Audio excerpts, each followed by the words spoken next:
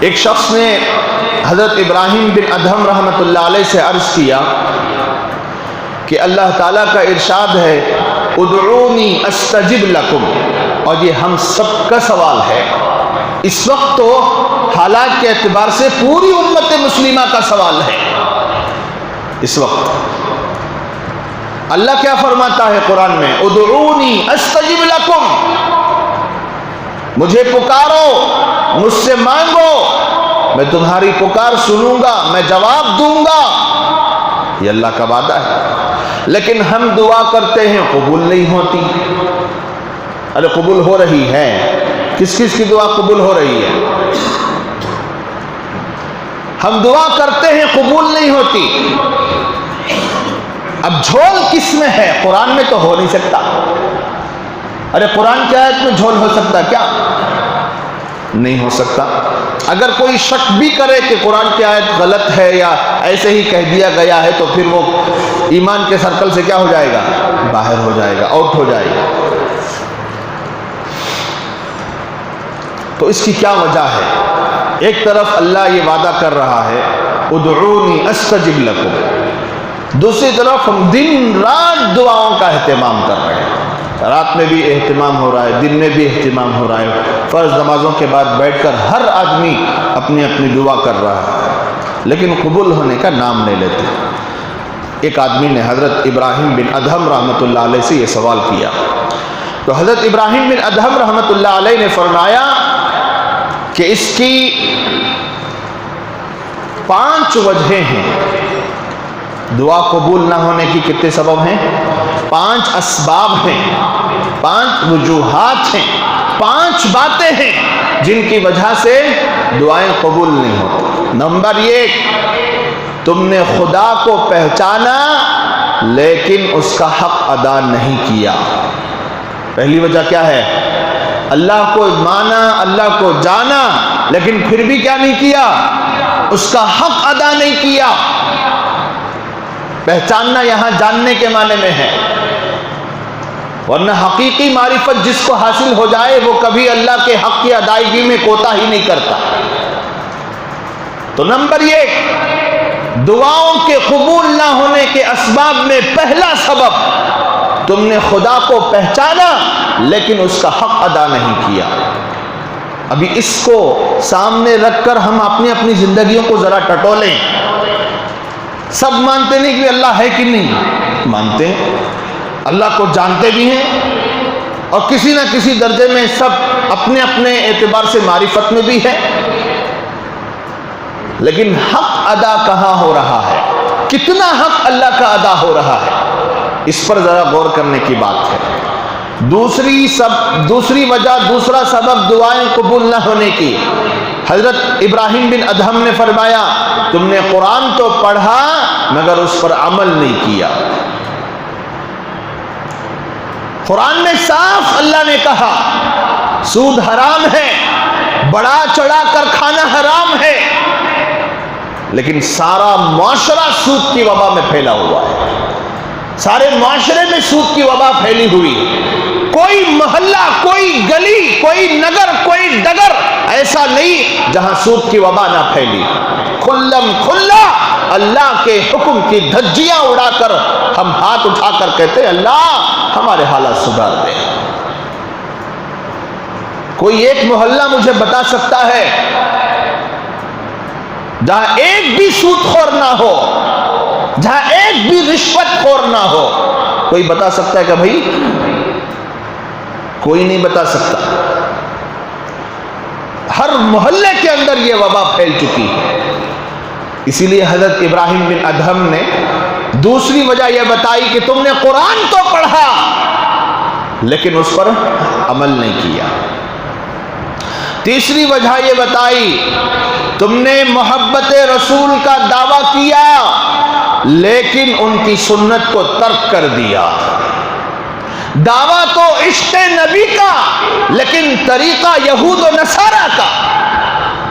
دعویٰ کس کا کر رہا؟ نبی کا دامن نہیں چھوڑیں گے، صحابہ کا دامن نہیں چھوڑیں گے، اولیاء اللہ کا نام لیتے لیتے نہیں تھکتا، لیکن اس کا چہرہ دیکھو دیکھو، اس کا لباس دیکھو، اس کا کھانے پینے کا طریقہ دیکھو، اس کی رفتار و گفتار دیکھو، اس کے کمانے کا طریقہ دیکھو، اس کی زندگی گزارنے کا طریقہ دیکھو، اور گھروں کی زندگی دیکھو، باہر کی زندگی دیکھو، خلوت والی زندگی دیکھو، جلوت والی زندگی دیکھو، کہیں بھی کسی بھی اعتبار سے کسی بھی درجے میں کیا وہ زندگی نبی کی زندگی سے میل کھاتی ہوئی نظر آتی ہے؟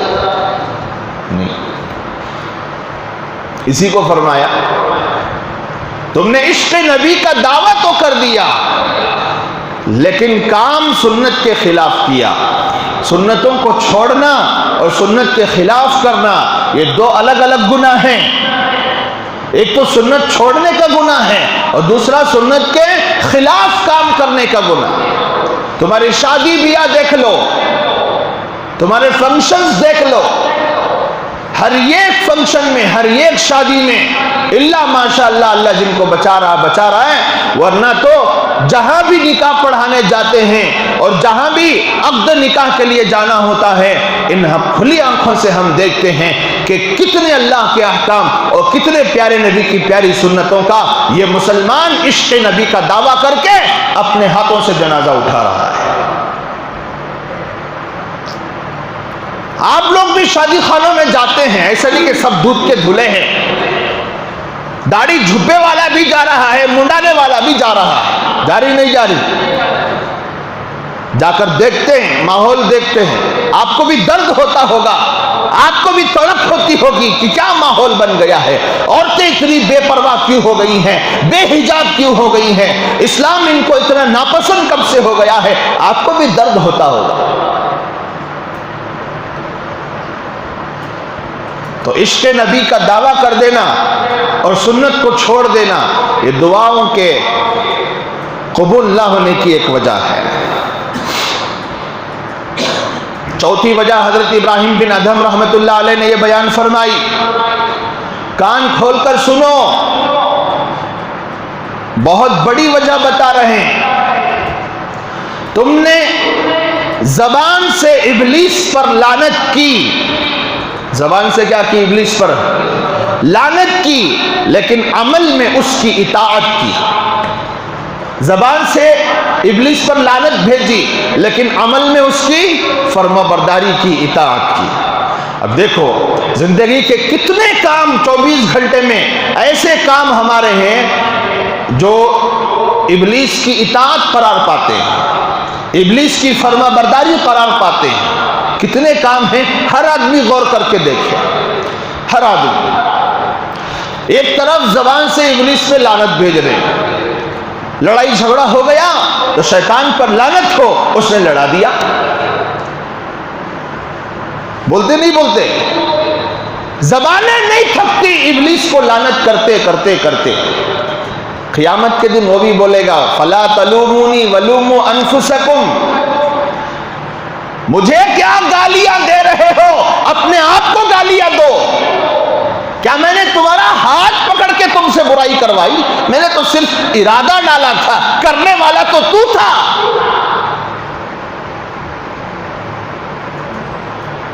نیکیوں والا فرشتہ بھی ارادہ ڈالتا ہے، شیطان بھی ارادہ ڈالتا ہے، ایکسپٹ کرنا ہمارے ذمہ تھا، راستہ اختیار کرنا ہمارے ذمہ تھا، اچھائی کا راستہ اختیار کرنا، برائی کا راستہ اختیار کرنا، یہ اختیار اللہ نے ہمیں دیا تھا۔ ہم نے جان بوجھ کر داڑھی منڈا کر نبی کے دل کو تکلیف دی، ہم نے سود کھا کر اللہ کا حکم توڑا، ہم نے رشوت کھا کر اللہ کا حکم توڑا، عورتوں میں بے پردہ ہو کر گلیوں کوچوں میں اور بازاروں کی زینت بن کر انہوں نے اللہ کا حکم توڑا۔ میں نے ہاتھ پکڑ کے تم سے برائی کروائی؟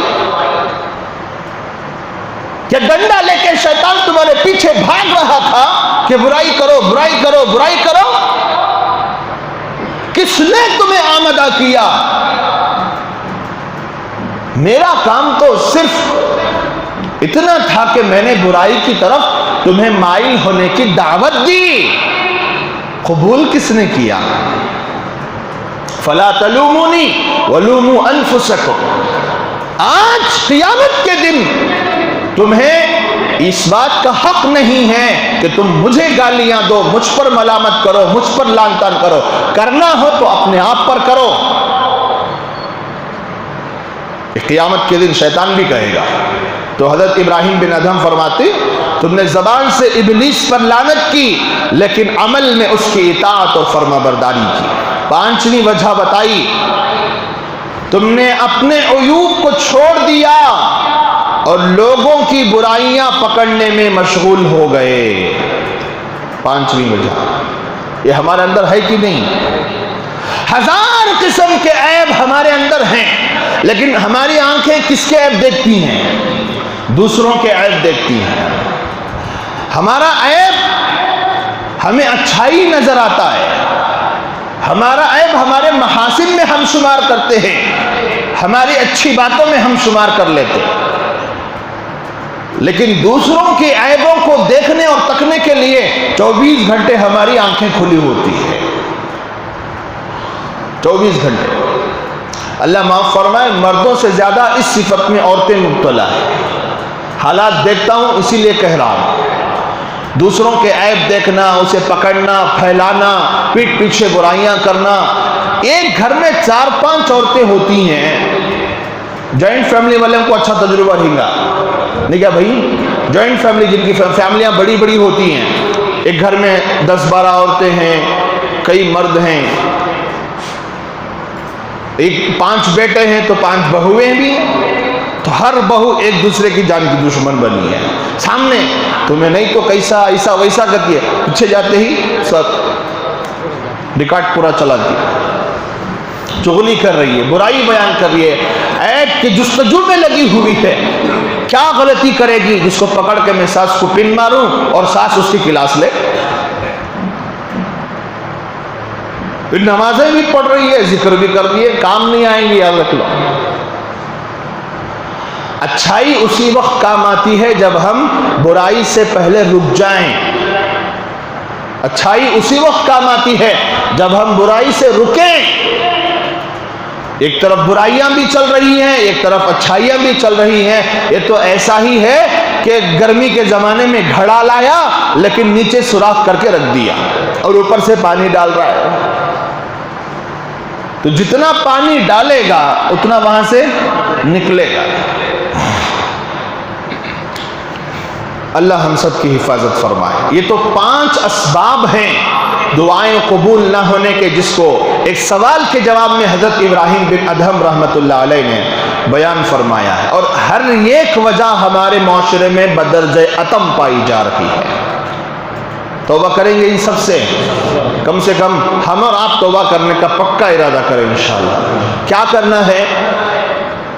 خدا کو جاننا پہچاننا بھی ہے اور اس کا حق بھی ادا کرنا ہے، بندگی کا حق ادا کرنا ہے، قرآن پڑھنا بھی ہے، اس پر عمل بھی کرنا ہے، محبت رسول کا دعوے کے ساتھ ساتھ نبی کی سنتوں کو اختیار کرنا ہے۔ صرف دعویٰ نہیں کرنا، صرف دعویٰ نہیں کرنا عشق کا، محبت کا، سنت کو اختیار کریں گے تبھی ہمارا عشق مانا جائے گا۔ ابلیس پر جہاں ہم لعنت کرتے ہیں تو وہیں اس کی اطاعت سے بھی بچنا ہمارے اوپر ضروری ہے۔ اور 5ویں وجہ کیا ہے؟ عیب اپنے دیکھیں گے، دوسروں کے عیبوں سے آنکھیں بند کر لیں گے انشاءاللہ۔ اتنا تو ہم ارادہ کر سکتے نا بھائی، عملی زندگی میں اس کو لا کر دیکھو، پھر دعائیں تمہاری کیسے قبول ہوتی ہیں۔